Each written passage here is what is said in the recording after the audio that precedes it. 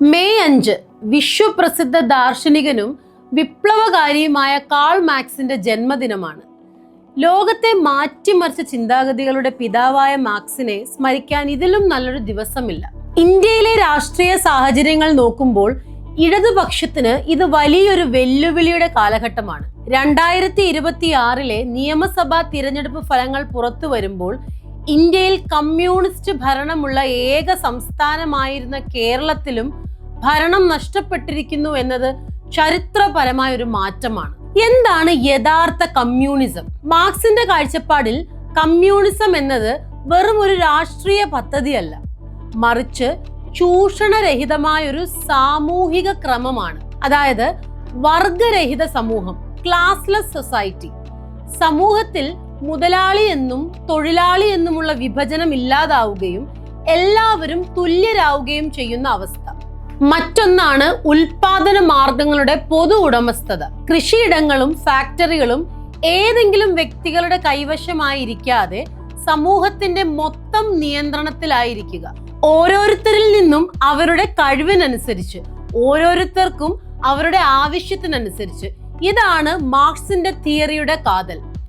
ലാഭത്തിനല്ല, മറിച്ച് മനുഷ്യന്റെ ആവശ്യങ്ങൾക്കാണ് പ്രാധാന്യം നൽകേണ്ടത്. നമുക്ക് ഇന്ത്യയിലെ ഇപ്പോഴത്തെ സാഹചര്യം ഒന്ന് പരിശോധിക്കാം. 2026 മെയ് 4 തിരഞ്ഞെടുപ്പ് ഫലങ്ങൾ സൂചിപ്പിക്കുന്നത് ഇന്ത്യയിൽ ഇപ്പോൾ ഒരൊറ്റ സംസ്ഥാനത്തും കമ്മ്യൂണിസ്റ്റ് പാർട്ടി ഭരണത്തിൽ ഇല്ല എന്നാണ്. അരനൂറ്റാണ്ടിനിപ്പുറം ആദ്യമായാണ് ഇന്ത്യയിൽ ഒരു സംസ്ഥാനത്ത് പോലും ഇടതുപക്ഷ ഭരണം ഇല്ലാതാകുന്നത്.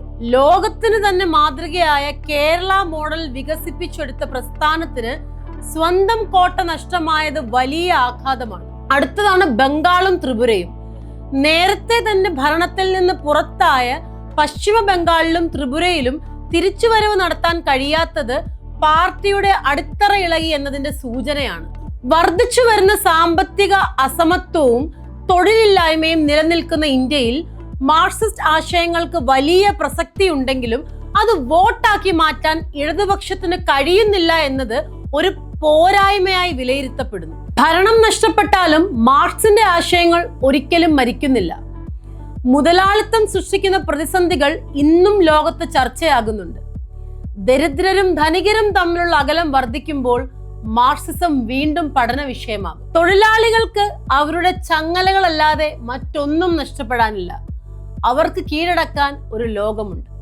Karl Marx.